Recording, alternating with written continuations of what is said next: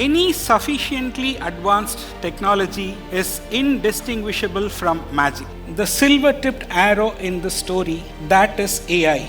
All of you are well versed in the skill of professional speaking, but the tools that you have in your arsenal, you need to use AI as part of it. The first thing that I love about John is he's ethical, and that is so important when you're listening to someone share with you how to use AI in our business. Really happy I attended. Thank you, John.